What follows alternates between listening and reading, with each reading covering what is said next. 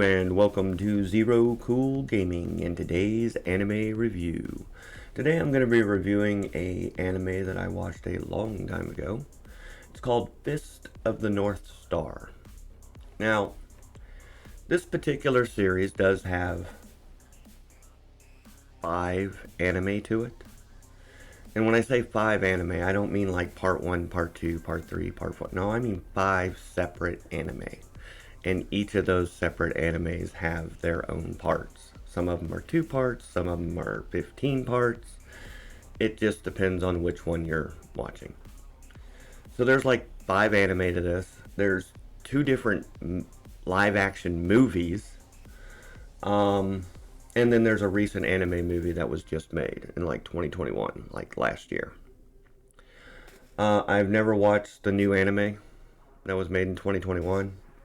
Scared too much propaganda and agenda pushing BS's in it, so I didn't even try.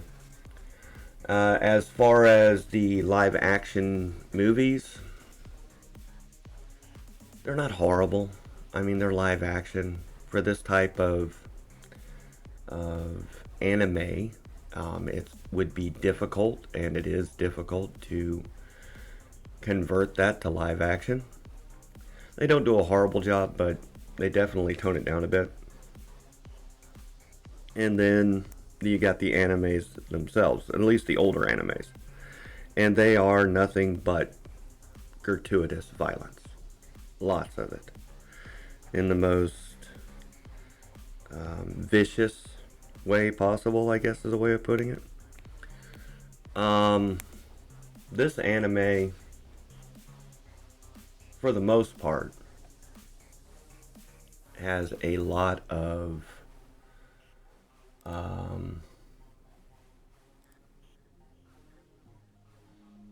there's a lot behind it, I guess is a way of putting it. I don't know exactly how to explain that.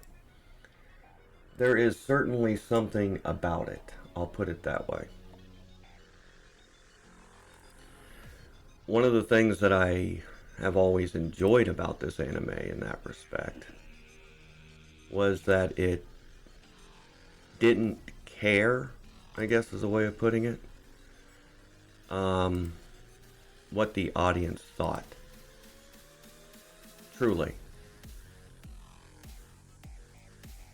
And because this anime didn't care what the audience thought, the writers and the artists were free to do what they felt was right for this show.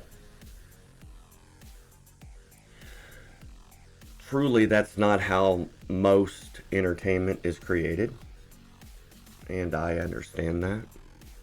I mean, we see this with a lot of other anime. A good example of that would be like Berserk. When they first did Berserk, the very first one, they were free to express themselves, and you could tell that. And then when they did the updated version, the new version of Berserk, they ruined it. They tried to sanitize it. They tried to make it corporate friendly, normie friendly, and that type of story is never going to be that.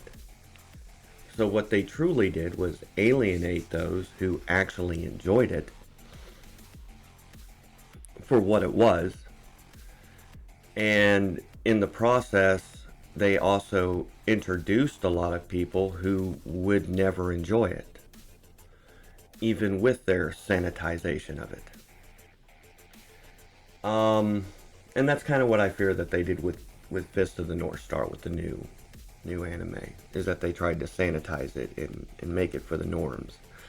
Okay, normies are never going to enjoy this type of show. It's just not that kind of entertainment. It's never been that kind of entertainment. It was never designed to be that kind of entertainment.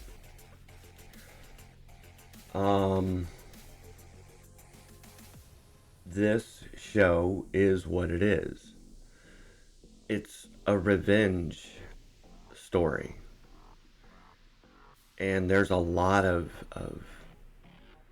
horror, violence, and death in a good revenge story. Just like a lot of people don't watch Death Wish. It's not their type of show. I enjoy Death Wish. Both 1, 2, and 3. I thought they were great revenge stories. It started out with a basic premise, a simple understanding, and a guy who decided he had had enough and went to do something about it. That's essentially what Fist of the North Star is. He was a simple guy trying to live his life. People got involved, destroyed his life, damn near killed him, and he decided, you know what? I'm going to do something about that. True, this is much more of a dystopian setting. Civilization is already broken down at this point, so it's a little more acceptable, I guess is a way of putting it. Where Death Wish is, just a vigilante in a big city who's killing criminals. Fist of the North Star is basically the same thing. It's just not in a big city, and you're in a dystopian, apocalyptic world for many reasons. But I enjoyed Fist of the North Star. It's good entertainment for those who enjoy this type of entertainment. You can't sanitize this type of stuff. You can't dumb it down. You can't make it acceptable. Okay? This type of material works best when your artists and writers are left to create it the way the initial artist intended. Adaptations or not, this type of story only works when it's portrayed the way it was meant to be portrayed. I don't know how else to put that to people. Just like you can't take Berserk and sanitize it and expect people to love it, you can't take this and sanitize it and expect people to love it. It was never going to be a mainstream, enjoyed type anime.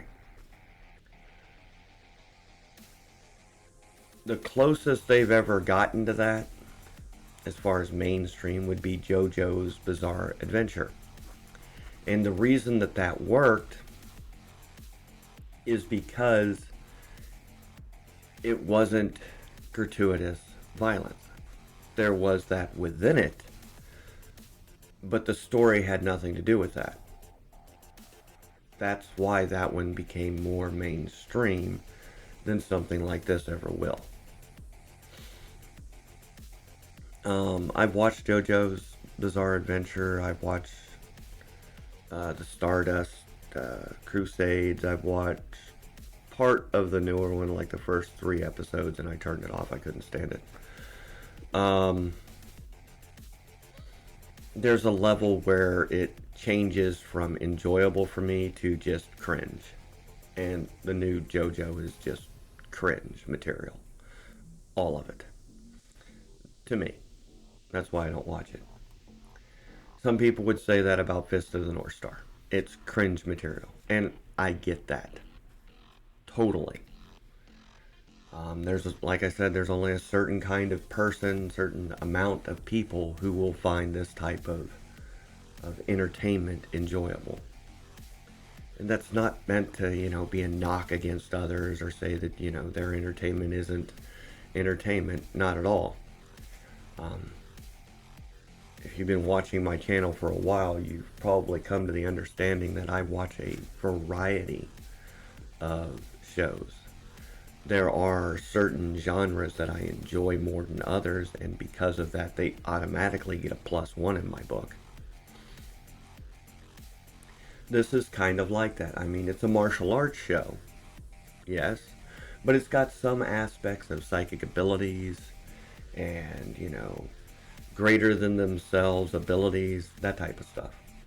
And because it has that interwoven into it, it automatically gets a +1 in my book.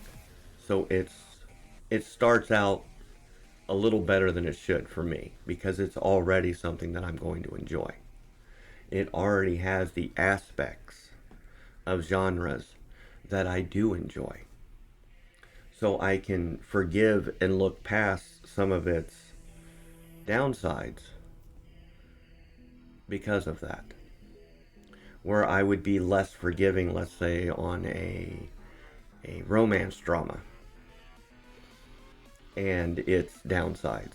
Because I don't enjoy romance drama at all, for the most part. Doesn't mean I won't watch them, because there have been a few that I have enjoyed greatly. But it's not going to get a +1 in my book because it's not a genre that I already enjoy. It's not something that I look forward to watching. And as a result, shows like that have to truly be a step above the ones around them for me to notice. Anyway, that's my rant for the day, and I hope you enjoy the rest of yours.